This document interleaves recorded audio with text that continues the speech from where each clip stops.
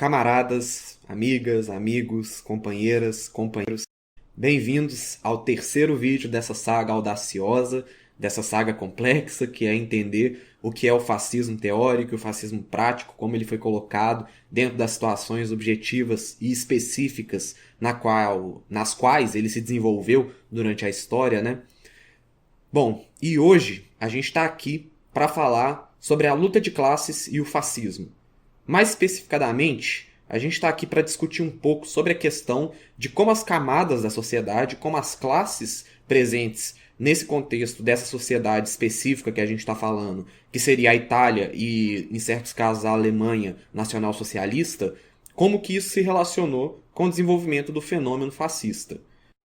É importante a gente ressaltar que dentro desse contexto, o informe da Terceira Internacional, feito no 13º Congresso pelo Dimitrov, é muito importante, mas ele merece um vídeo separado, e ele vai ser o próximo vídeo, porque existe uma problemática muito grande dentro do marxismo sobre a definição de fascismo, sobre as ações que foram colocadas como tarefas da Internacional e dos PCs dos países específicos, né, que passavam por essa situação, e como eles agiram diante dessa situação. Existe uma problemática em torno disso, em torno da própria definição do que é fascismo, da questão dimitroviana, dos informes, e por isso merece um vídeo separado. Então ele vai estar sendo postado assim que esse vídeo sair, ele vai estar sendo produzido e postado logo em seguida. Vai ser o quarto vídeo dessa nossa saga de 5 vídeos.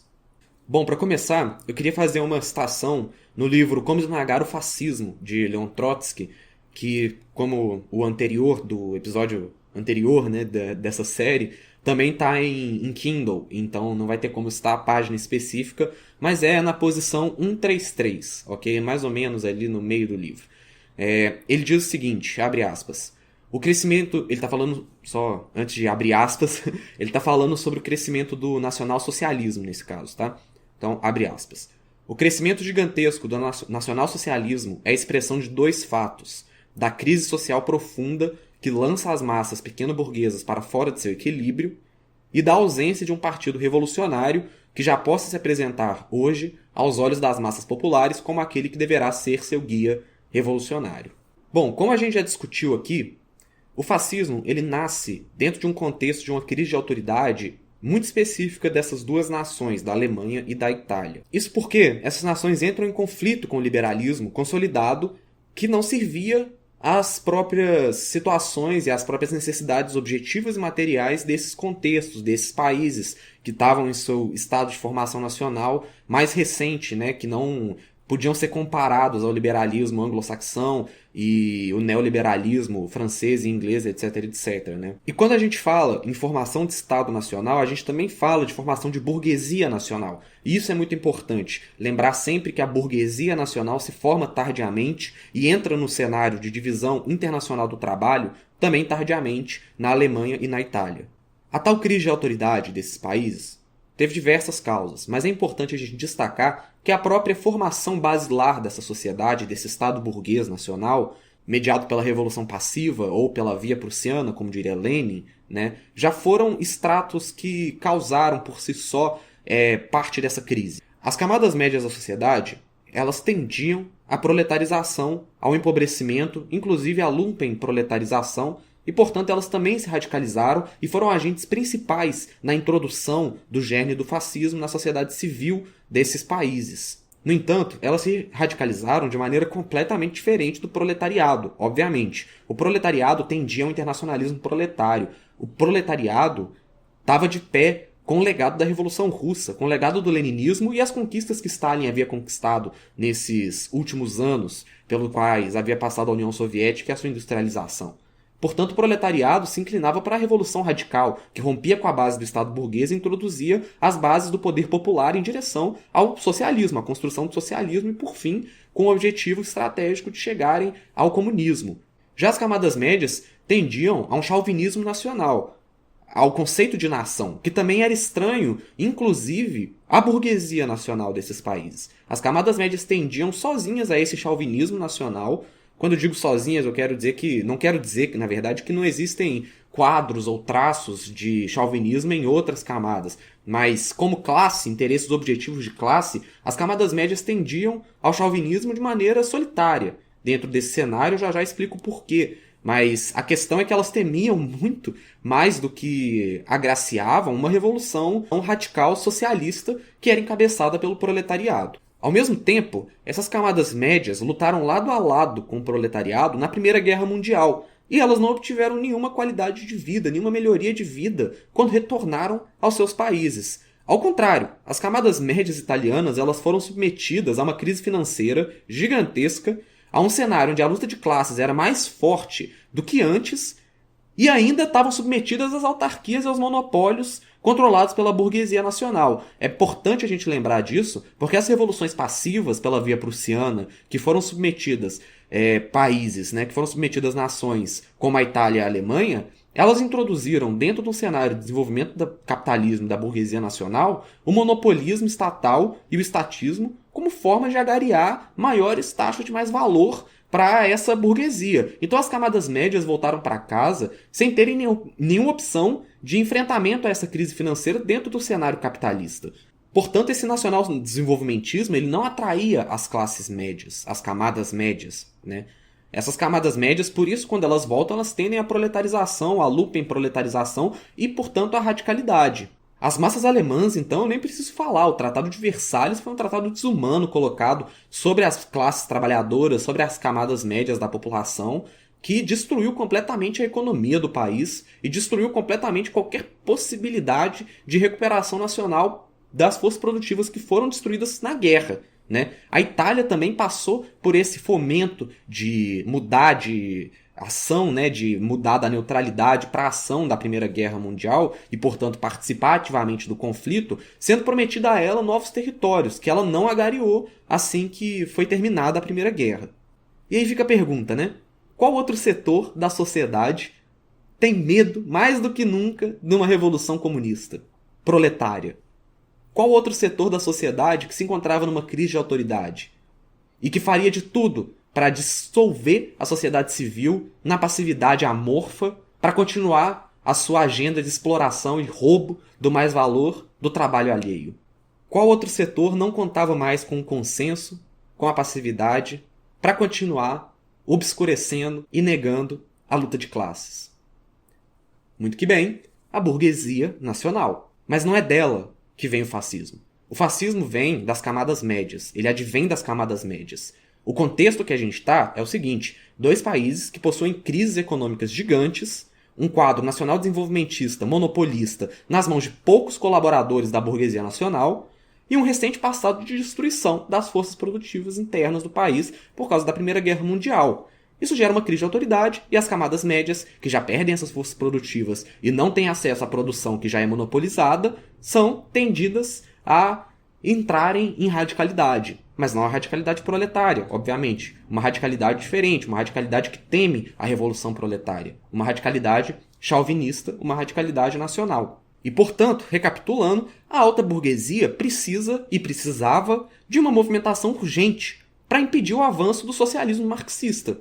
Algo que exprimisse essa comunhão entre legitimidade do Estado, burguês, lembrando que o Estado não deixaria de ser burguês por uma introdução ao fascismo, certo? Da propriedade privada e da continuidade de uma exploração ativa das massas que preferencialmente teriam que ser passivas a esse processo. E por qual motivo as camadas médias eram as únicas que expressavam tal chauvinismo e que depois foram angariadas pela burguesia nacional, né, pelas camadas da burguesia nacional, mas que a burguesia nacional inicialmente não tinha esse nacionalismo, esse chauvinismo que tinham as camadas médias?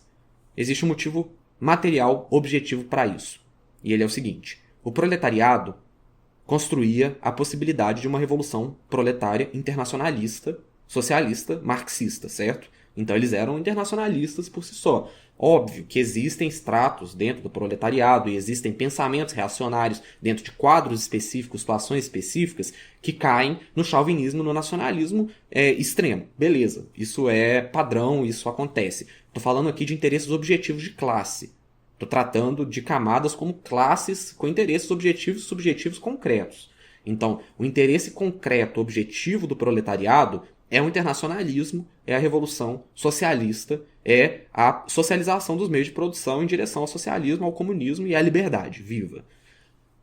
A burguesia nacional, no entanto, o que acontece? A burguesia nacional estava tentando se inserir dentro de um processo de internacionalização do trabalho social. Ou seja, os países que pregavam o liberalismo, que estavam praticando o colonialismo e o imperialismo há mais tempo, França, Inglaterra, né, e tal, esses países, a burguesia desses países era internacional na medida em que exportava capital financeiro e roubava forças produtivas à base da coerção e da violência de países periféricos do capitalismo. E o que acontece? A burguesia nacional da Alemanha, da Itália, desses países que tardiamente se inseriram no contexto capitalista, elas desejavam se inserir também nesse novo tipo de exploração e de divisão internacional do trabalho. Para eles não fazia sentido desenvolver forças nacionais ao ponto de desenvolver um chauvinismo nacionalista. Não era para isso, esse não era um interesse objetivo de classe da burguesia nacional. Ao contrário, a burguesia nacional queria ser imperialista, como as outras burguesias estavam sendo, e lucrando milhões e milhões de libras, de francos, certo? Milhões e milhões, às custas dos povos explorados da periferia do sistema. Esse era o cenário que a burguesia nacional italiana e a burguesia nacional alemã queriam se inserir. Para isso, elas precisavam do nacional-desenvolvimentismo. Chegaram tardiamente, pela via prussiana, no capitalismo. Mas seu interesse objetivo não estava no nacionalismo, no chauvinismo. Estava na divisão internacional do trabalho. Estava na exportação, à base da coerção e da violência, do capital financeiro, da mercadoria, do roubo do mais-valor, dos povos da periferia do sistema, como faziam os liberais europeus. Esse era o interesse objetivo da classe.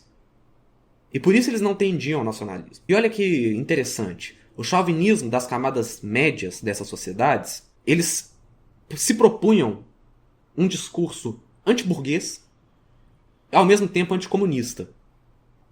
Eles se propunham uma integração que obscurecia a luta de classes, tornava ela secundária. E a burguesia nacional enxergou nessa potencialidade de radicalidade também uma possibilidade de manter e de legitimar a sua ditadura de classe.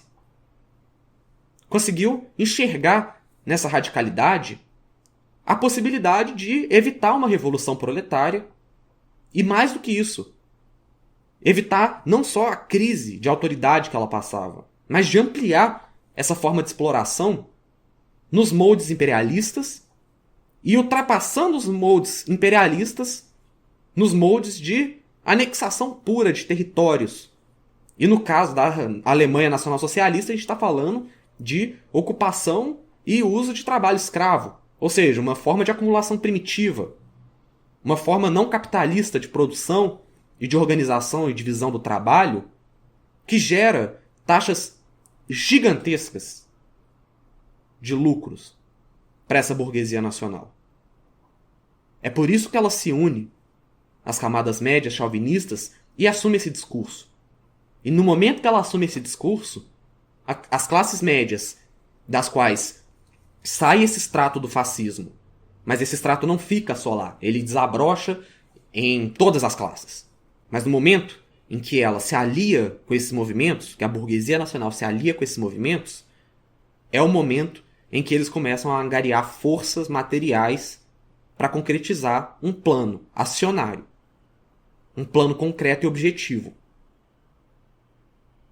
E não só força ideológica, porque a gente sabe muito bem que a ideologia dominante é a ideologia da classe dominante. Ou seja, a classe dominante tem o poder de gerar consenso. Até mesmo numa crise de autoridade. Mas não só isso. O apoio material, o apoio financeiro, é o apoio que fez com que o fascismo conseguisse se elevar tão rapidamente da forma que se elevou e conseguisse conquistar, por meios democrático-burgueses, dentro de eleições, lugares no Estado, para assim concretizar a sua totalidade. E por que isso aconteceu? Por que deu certo, né? Bom, a gente já deu um monte de motivo aqui, mas também é importante a gente ressaltar que os partidos comunistas falharam na mobilização popular. Falharam nas suas políticas. Os sociais-democratas falharam nas suas políticas, os comunistas falharam nas suas políticas. A gente vai entrar um pouco mais nisso no próximo vídeo, mas é importante já deixar registrado aqui que houve uma falha e uma necessidade autocrítica. A gente pode inclusive mencionar a tradicionalidade do sindicalismo italiano e da social-democracia alemã como agentes que falharam na mobilização popular proletária. Falharam em radicalizar essas massas, em guiar, em ser uma vanguarda para essas massas proletárias radicalizadas. E, bom, perderam vários quadros para o discurso chauvinista fascista. Tem uma frase da Clara Zetkin, no livro Como Nasce e Morre o Fascismo, que é muito importante da gente sempre lembrar e da gente sempre citar quando a gente estiver estudando o que é o fascismo. Está na página 53 do livro. Abre aspas. O fascismo tem um caráter contraditório e carrega os fortes elementos de sua desarticulação e de solução ideológica e política dentro de si. Seu objetivo é reformar o velho Estado democrático burguês, transformando-o em um Estado fascista baseado na violência. Ele desencadeia conflitos entre a velha burocracia já estabelecida e a nova de tipo fascista, entre o exército permanente com seu corpo de oficiais e a nova milícia com seus líderes, entre as políticas violentas dos fascistas para a economia e o Estado e os remanescentes burgueses liberais e democráticos, entre os monarquistas e os republicanos, entre os verdadeiros fascistas, aí ela coloca entre parênteses os camisas negras, e os nacionalistas recrutados ao partido e sua milícia, entre o programa original do fascismo, o qual engana as massas e conquistou a vitória, e as políticas fascistas do presente, que serviram aos interesses dos capitalistas industriais e, sobretudo, da indústria pesada, que foi sustentada artificialmente. O que sustenta a esses e outros conflitos, todavia, são conflitos econômicos e sociais insuperáveis e irreconciliáveis entre diferentes camadas sociais capitalistas, entre a grande burguesia e a pequena e média burguesia, assim como os pequenos camponeses e os intelectuais.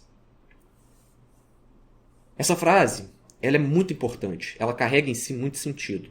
Só que é importante a gente lembrar sempre que o capitalismo é um extrato do sistema de capital. O fascismo é um extrato do capitalismo. O fascismo não pode ser levado como uma barbárie medieval ou como uma ilusão abstrata da mente de um projeto maligno individual. Ele é um projeto de classe. Ele é um projeto que está inserido dentro da lógica capitalista. Ele é um projeto que foi possibilitado pela lógica capitalista e foi uma necessidade objetiva da burguesia. Advindo da média burguesia, das camadas médias, claro. Mas se ele tomou a forma que tomou, é porque ele se deu de maneira a ser utilizado pela burguesia nacional em prol dos seus interesses objetivos. Portanto, esse extrato que a gente tira do livro da Clara Zetkin é muito importante, mas é muito importante a gente não ter ilusões quanto a essa diferenciação tão grande que realizam entre o fascismo e o capitalismo. Porque eles dois advêm do mesmo interesse objetivo, do mesmo interesse em legitimar uma ditadura de classe. A questão é quais são as condições materiais impostas sob essa ditadura de classe. Essa é a grande diferença. Mas a Clara Zetkin coloca, e é muito claro, e é muito importante que isso fique claro, que o fascismo é uma luta ideológica burguesa. É uma luta ideológica que ocorre dentro do seio da burguesia, dentro do seio das camadas médias e da burguesia.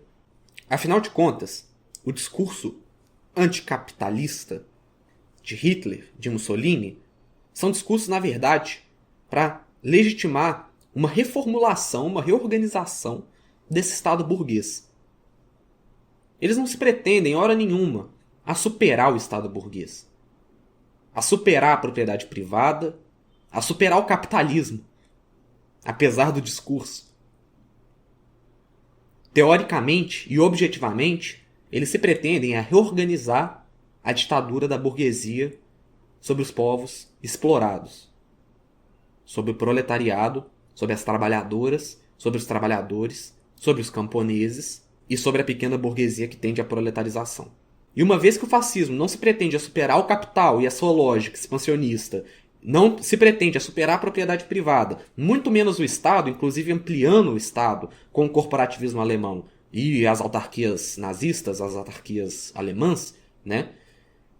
a grande burguesia tem aí uma justificativa e uma prerrogativa muito boa para se encaixar e para apoiar esse movimento. O fascismo serviu, nesse momento histórico, como moderador da luta de classes. Ele extingue os elementos radicalizados do proletariado, amplia o poder de consumo, a produção e o acesso das camadas médias e das camadas recém-proletarizadas e legitima, com outra forma, no entanto, com o mesmo conteúdo, a estruturação basilar da burguesia nacional e de seus interesses. A forma que o fascismo apresenta a propriedade privada, a expansão do capital e o roubo do mais-valor das trabalhadoras e dos trabalhadores pode ser diferente de um cenário democrático burguês. O conteúdo permanece o mesmo. O conteúdo continua sendo o que é na realidade: roubo, miséria, violência, coerção.